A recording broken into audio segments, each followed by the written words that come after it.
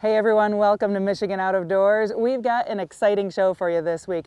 We're going to take you out on the ice on Higgins Lake in the northern lower. We'll be fishing for lake trout. You won't want to miss that story. And then speaking of the ice, we're going to spend some time with the Coast Guard talking about ice safety. We'll let you know what to do if you fall through the ice or if you see somebody else fall through the ice.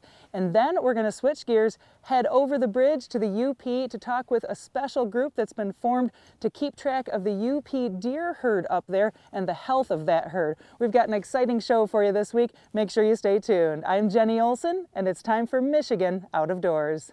From the first spring rains to the soft summer breeze, dancing on the pine forest floor, the autumn colors catch your eyes. Here come the crystal winter skies. It's Michigan, Michigan out of doors. Someday our children all will see this is their finest legacy, the wonder and the love of Michigan. As the wind comes whispering through the trees, the sweet smell of nature's in the air. From the Great Lakes to the quiet stream, shining like a sportsman's dream, it's the love of Michigan we all share.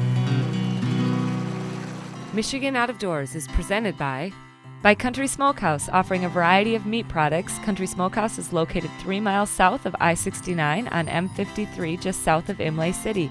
Country Smokehouse is a meat processor, a butcher, and a destination for sportsmen. By Greenstone Farm Credit Services, making recreational land ownership possible across Michigan and northeast Wisconsin.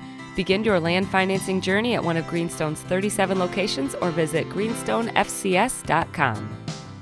Michigan-based Vanguard has manufactured optics, hunting packs, and accessories for over 30 years. Discover all of our most recent innovations at vanguardworld.us. Hi, I'm Jordan Brown, and we kick off this week's show in northern Michigan on Higgins Lake, fishing for lake trout through the ice.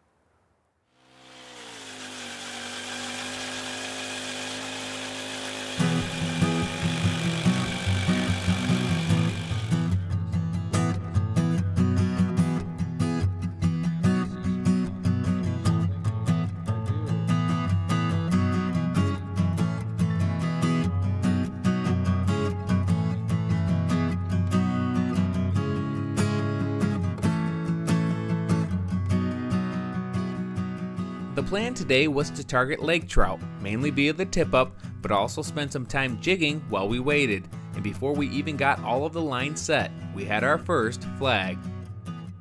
We're up here on Higgins Lake in the North Basin.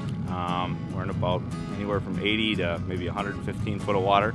We're going to be trying for some lake trout, mix of tip-ups and little jigging.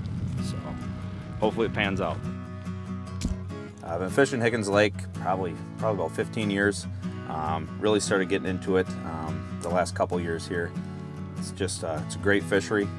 One of these deeper, real clear lakes in northern Michigan. Not a whole lot like it. It's just it's got a wide variety. You know, we got the trout like we're doing today, along with a great perch fishery. People get quite a few browns and some northerns as well. So it's just really a great spot to spend an afternoon. Okay. Oh, just a little bit. Just a little. Well, to start.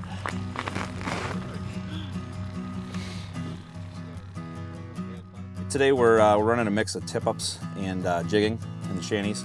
Kind of the breakup for that is cover a broader range of the water column. We're going to have some tip-ups up in about 75 foot of water, others all the way out to about 110, 115. See based on where everything goes off at and what flags are hitting, we can adjust things accordingly.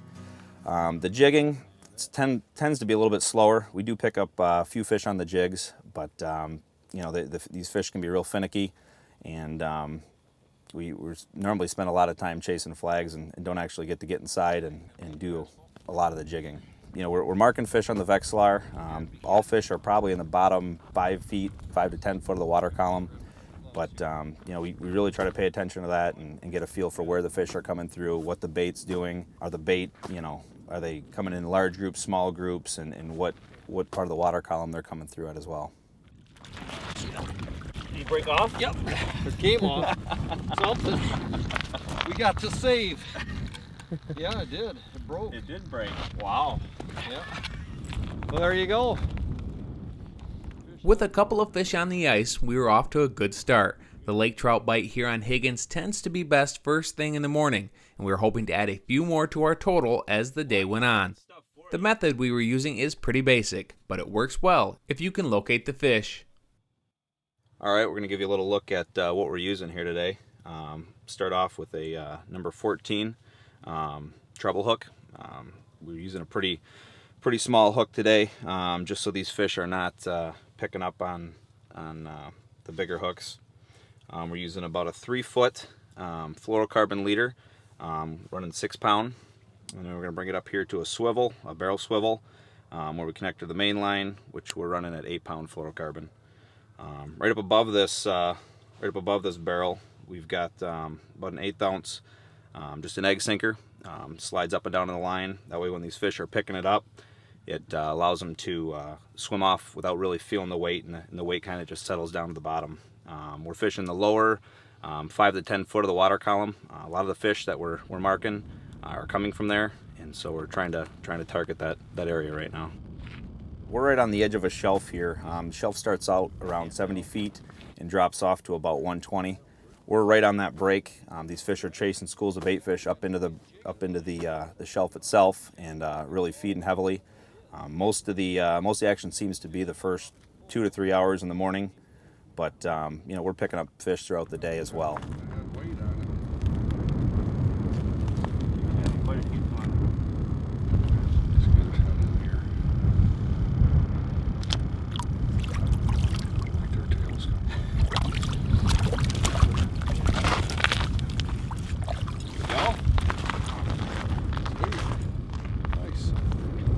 Yeah, surprise fish. That was a freebie. We continued to catch fish throughout the morning, and as the wind started to pick up, we were thankful we had a warm shanty to return to. Although the shanty was nice, it's not necessary for this type of fishing, as you can do this with pretty minimal gear. Yeah, to really get out here and get into this type of fishing, this is one of the first weeks that we've actually been bringing machines out. A lot of people walk out. We've been doing it earlier this winter. Machines make it nice. You can get to a little broader range of areas, but a guy with a jigging rod and a tip up or two is more than enough equipment to really get into some fish out here. If you have a shanty, it'd be nice to bring it. You can get out of the elements, warm up a little bit, but it's not necessary. A lot of guys are just walking out with a sled filled with buckets and the auger and going after them that way. So just because you don't have all the machines and shanties and everything, don't think you can't get into this. It's a very fishable deal. There he is. Ooh, whoa.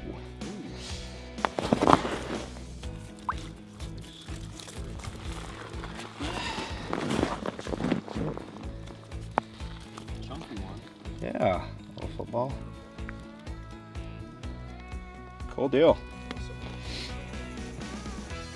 I guess I really like ice fishing and fishing in general. Just spending time with friends and family. Kind of get away from the daily grind, relax, enjoy what Michigan and other states have to offer. Just kind of unwind and enjoy time outdoors. We ended the day with 5 Lakers on the ice and what had been a relatively slow morning compared to what the guys have been catching recently. It's always fun to highlight some of the more unique fisheries here in Michigan, and today was no exception. Special thanks to Travis and the guys for a great day on the hard water.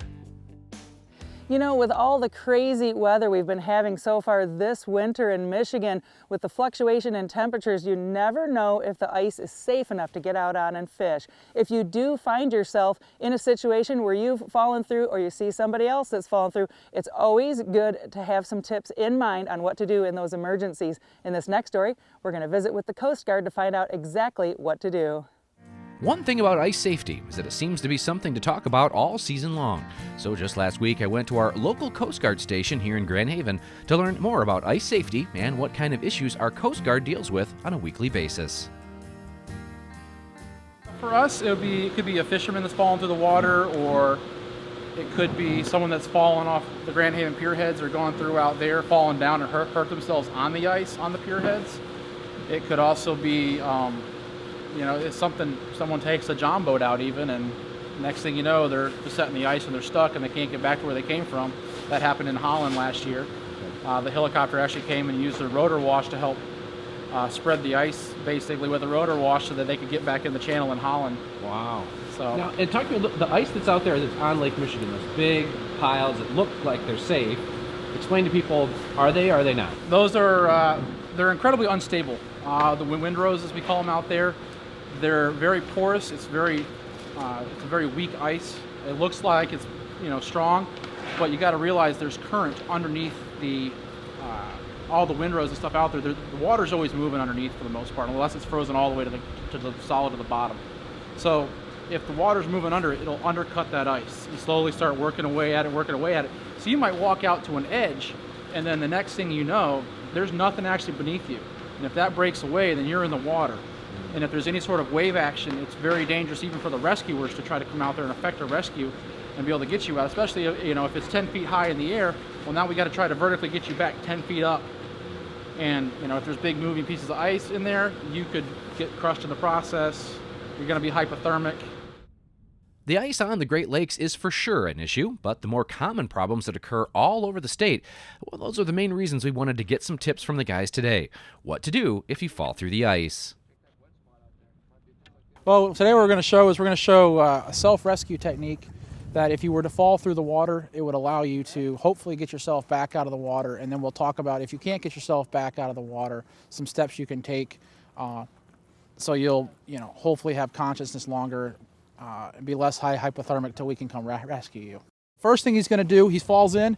He's going to have about 1 minute to help control his breathing from that cold water gag reflex that's going to make you want to inhale and suck in water and stuff like that. Get yourself controlled, get your breathing under control. Next thing you're going to want to do is get yourself established up on the ice shelf like that. He's going to get as much of himself out of the ice shelf like that as he can, distributing the weight. Hopefully that shelf right there is strong enough so he can pull himself back out with it. So what he's going to do is he's going to basically tuck his elbows up under him, make a fist, and he's going to start trying to army crawl basically out. Just work himself out while kicking his legs. And once he's able to get his knee up like that, he's just going to turn and roll to safer ice. One of the things I found pretty interesting is the amount of time you have once you're in the water. This is some good information. The 1-10-1 rule, which is you have 1 minute to catch your breath, 10 minutes of meaningful movement, and then 1 hour of consciousness in a normal situation in which you go into a cold water environment. So basically, if you go in, control your breathing, get yourself established, you have 10 minutes of meaningful movement to help extricate yourself out of the water, and then 1 hour before you'll probably lose consciousness at that point. All right, so now Travis is in the water now, and one thing we like to encourage people to do if they're going to be on the ice is take screwdrivers with them, or another means to help get you out, ice picks. And all he's doing there is the same technique as he was doing before, but he's just taking those screwdrivers in and he's going to dang them into the ice. It's going to help give him traction. So if you have a really slick sheet of ice where maybe it's rained or there's been wave action or something and it's really smooth and slick, it's really hard to get traction on, that's going to allow you to dig in. One of the main things the ice safety team recommends is having a life vest. Now, we all know this, but I have seen very few guys with one on. But the screwdrivers or ice picks is something each person should and could have in their fishing jacket. So now what he's doing, because the ice is breaking under him, he's just going to continue to work himself over as far as he can and then pretty much use the same technique if he has to get himself out. The guys practice ice rescue almost every day. It's really very impressive to see. Now, in this case here, the guys set an ice anchor well away from the person in trouble. This anchor is set in good ice and is the base for them to work from. Once set, the guys get into position and head toward the unconscious victim. So now he's going to crawl to help disperse his weight here. He's going to come up. He's going to get positive control of the victim. Make sure he's holding on to him, keeping him up against the ice shelf. He's going to take his cold water rescue sling and get it around the victim. Like right now, you can see that the shelf's breaking away under him. So now he's got to go in the water to get the victim out because the shelf broke away. So what he's going to do is he's going to continue here to push the victim up onto the ice shelf so he can reestablish that. The sling will actually help with flotation and help keep the victim floating. So now that he's got him up against the ice shelf, he's going to get the sling around him, get it sized to him, and then he's going to bring his board over and attach him to the board and pull him out. Now he's hooking the sling to the board here. He's going to pull his victim over, help him keep that board low.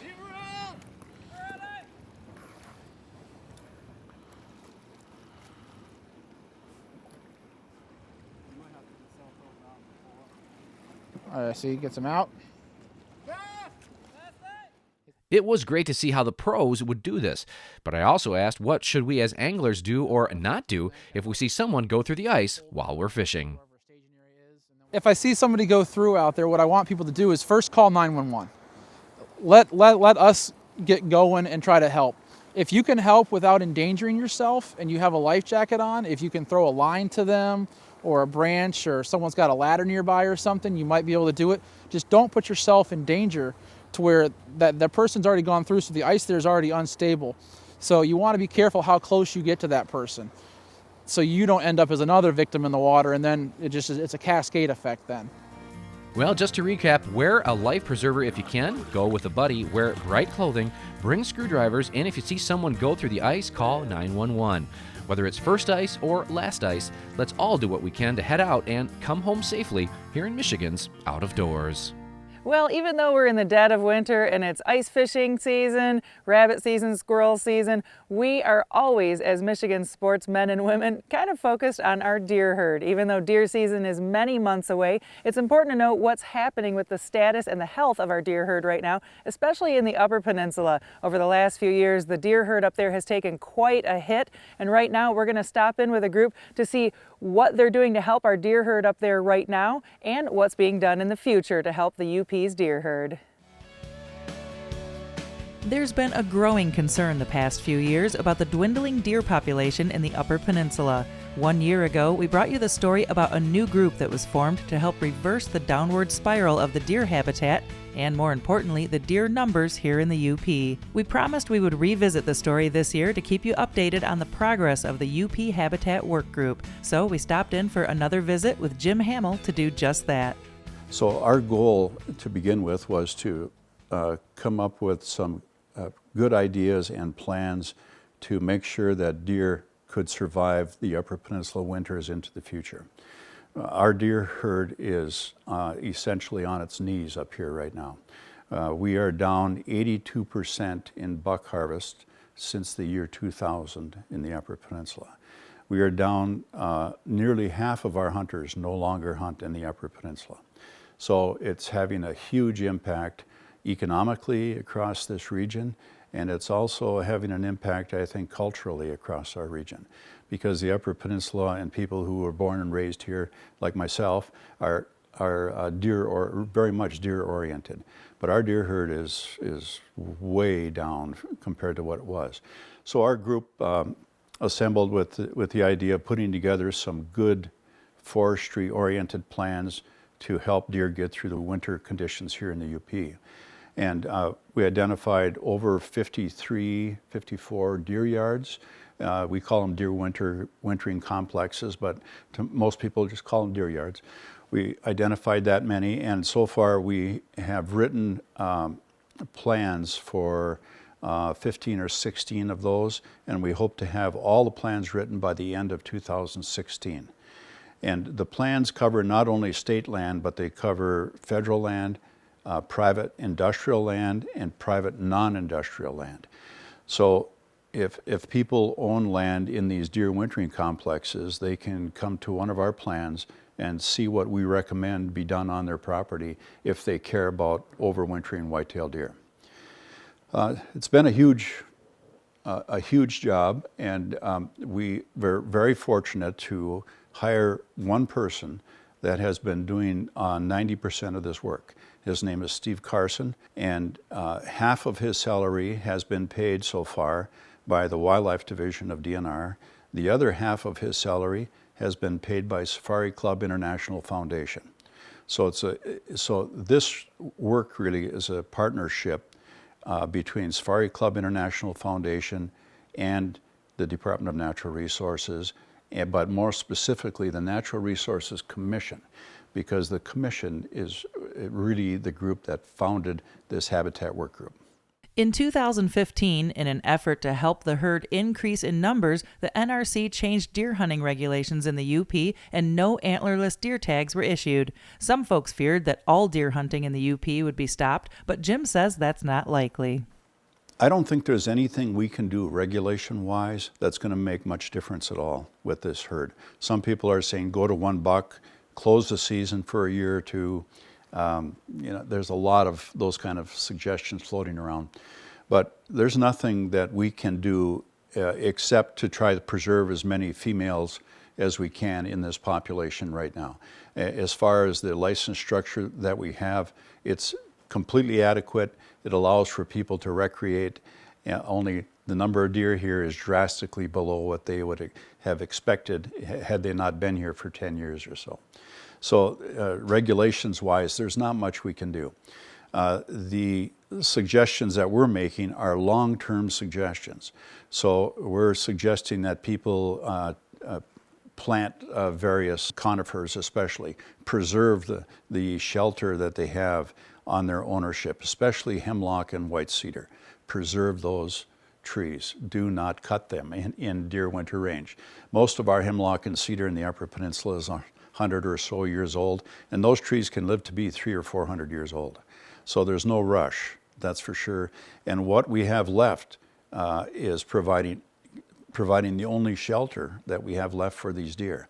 I mean, the thing that we've recognized more than anything is the Upper Peninsula deer herd is low on shelter availability.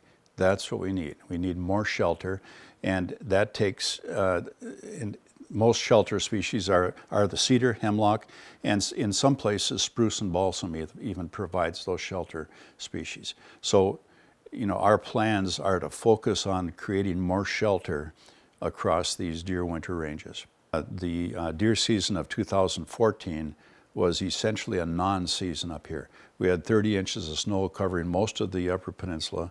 People could not access hunting camps or places that they normally hunted. So we had a real drop in deer harvest. And some people were saying, well, it's probably due to the fact that people could not access these animals. The snow was just too deep. Well, in 2015, we had plenty of access anywhere you wanted to go, and we still had a 15% reduction in the buck harvest from 2014, when we had essentially a non-season. So I think that to me really was sort of like throwing a bucket of cold water on your head. You realize that, oh my gosh, we're in that bad a condition. When deer are essentially on their last legs beginning in February, they become much easier prey for predators. So the impact of predators is largely dependent on the quality of habitat. So higher quality habitat means healthier deer able to avoid predation. Poor quality habitat, deer in poor physical condition, and therefore unable to avoid predation. This process is not a quick fix by any means. Jim says the changes that are being made with the UP Habitat Work Group's plan most likely won't be seen for 15 or 20 years.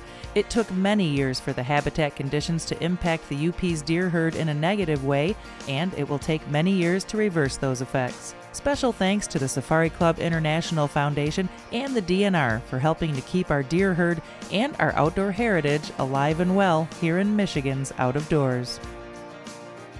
Thanks for joining us this week for Michigan Out of Doors. Make sure you check us out online next time you get a chance. You can do it a couple of different ways on our website at MichiganOutofDoorsTV.com or on our Facebook page at Michigan Out of Doors TV. We're on Facebook every few days letting you know where we are and where we're headed next. We have a lot of exciting things in store for you here this winter.